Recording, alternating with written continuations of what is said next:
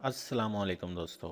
अगर अभी तक आपने मेरा चैनल सब्सक्राइब नहीं किया तो प्लीज़ इसको सब्सक्राइब करें और साथ में बेल आइकन को प्रेस करें ताकि मेरे आने वाली हर वीडियो आप तक आसानी से पहुंच सके। आज मैं आपको थोड़ी सी एक ट्रिक की बात बताना चाहता हूं जो बहुत इम्पोर्टेड है। बराए मेहरबानी मेरी वीडियो पूरी देखें ताकि इससे आपको फ़ायदा हो।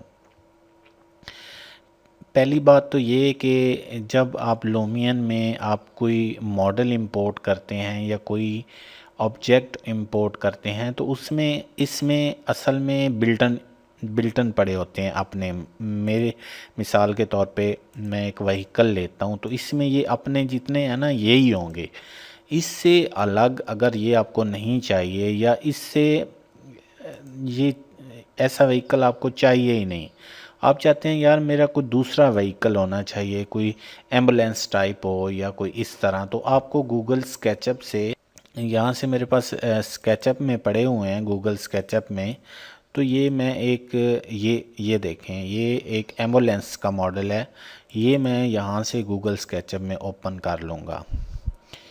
अब इसमें मुझे क्या चीज़ देखनी है, बहुत सारी चीज़ें देखनी हैं कि जब आप इसको लूमियन में एक्सपोर्ट करेंगे तो फर्स्ट ऑफ ऑल तो मुझे देखना है कि क्या मेरी ये गाड़ी जो है ये मेरे मॉडल के सेंटर में खड़ी है। ये देखें, ये सेंटर में बिल्कुल भी नहीं खड़ी, क्योंकि ये जो सेंटर पॉइंट है ये हमारा ऑब्जेक्ट का पॉइंट बनेगा। अगर ऑब्जेक्ट के पॉइंट को हम इग्नोर करेंगे तो ये मसला हमें पता है क्या बनाएगा। ये हमें जो है इसका पॉइंट, ये व्हीकल यहाँ पे पड़ा होगा, ये हमें पॉइंट इस जगह पे बताऊंगा। एक दफ़ा मैं इसी को जहाँ पे पड़ा हुआ है इसी को मैं आपको एक्सपोर्ट करके बताता हूँ कि ताकि आपको आसानी से इस चीज़ की समझ आ जाए कि ये असल में प्रॉब्लम क्या है। सेंटर पॉइंट हमारा ये है, व्हीकल हमारा यहाँ पे पड़ा है। जब भी कोई चीज़, कोई मॉडल कोई भी इंपोर्ट करते हैं तो उसके सेंटर पॉइंट को लाजमी देखें, क्योंकि अगर चीज़ सेंटर पॉइंट पे होगी तो तभी आपकी लूमियन में जाके वो उसको आप रिसाइज करें, मूव करवाएं।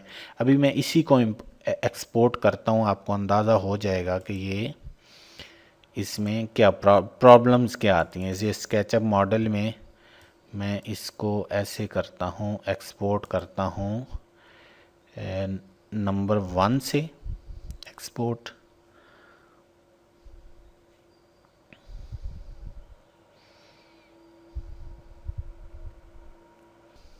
लूमियन मैंने ओपन किया, यहाँ से मैंने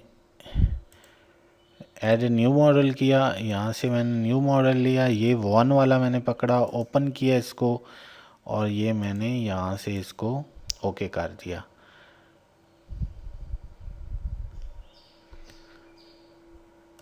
अब यहाँ पे मैंने इसको पेस्ट करना है। ये मुझे अभी देखें, ये देखें कि पेस्ट मैंने यहाँ पे किया है, व्हीकल मेरा उधर है। अभी इसको मैं रोटेट अगर करवाता हूँ, यहाँ से मैं रोटेट करवाता हूँ तो ये देखें कहाँ का कहाँ चला, कहाँ से रोटेट हो रहा है। ये सेंटर पॉइंट से रोटेट ही नहीं हो रहा।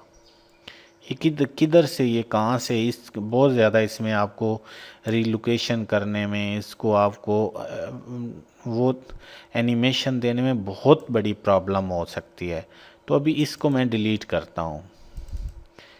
अभी दोबारा मैं स्केचअप में चला जाता हूँ, इसको मैंने सिलेक्ट किया यहाँ से और इसको मैंने मूव करवा दिया यहाँ पे। ठीक हो गया। अब मैं इसको एक्सपोर्ट करता हूँ, इसको नंबर 2 का नाम दे देता हूँ, एक्सपोर्ट कर देता हूँ। अगर लूमियन में आपने सेम मॉडल एक्सपोर्ट करना है तो उसमें आपको ध्यान रहना चाहिए कि अगर सेम नेम होगा तो आपका लूमियन उस चीज़ को एक्सेप्ट ही नहीं करेगा। आपको उसका नेम लाजमी चेंज करना पड़ेगा। आप नेम चेंज करेंगे तभी आपकी चीज़ उसमें एक इंपोर्ट हो सकेगी, वरना आप उसको इंपोर्ट नहीं कर सकते। देखें, ये मेरा सेंटर पॉइंट है, मेरी गाड़ी इधर की इधर ही आ गई है। अभी मैं इसको रोटेट करता हूँ तो ये यहाँ से देखें ये सीधी हो गई है। ठीक हो गया। यहाँ से इसका जहाँ पे मैंने इसका सेंटर पॉइंट, ये चीज़ों का आप बहुत ज़्यादा ख्याल रखें। कोई ऑब्जेक्ट बनाते हैं, कुछ भी आप बनाते हैं तो छोटे छोटे ऑब्जेक्ट को सेंटर पॉइंट से दूर ना नहीं लेके जाना। अगर आप दूर लेके चले जाएंगे तो मसला ये होगा कि आपको बहुत बड़ी प्रॉब्लम का सामना करना पड़ेगा कि आपको इसमें जो है कलर इसका मैं ब्लैक ही कर देता हूँ, क्योंकि वहाँ भी ब्लैक है तो इधर ही ब्लैक कर देते हैं।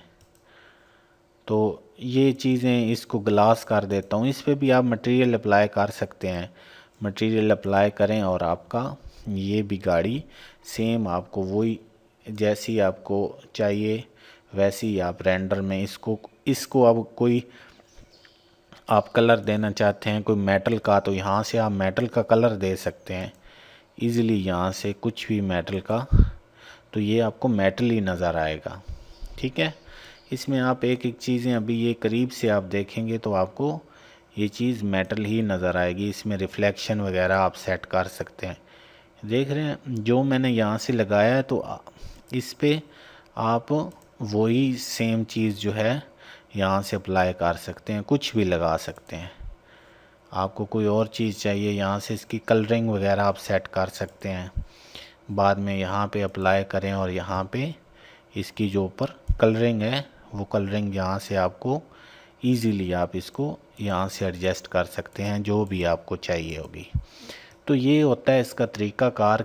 कोई दूसरा मॉडल अगर आप इंपोर्ट करते हैं रेंडरिंग के लिए तो आपको इन चीज़ों का बहुत ज़्यादा ख्याल रखना पड़ेगा।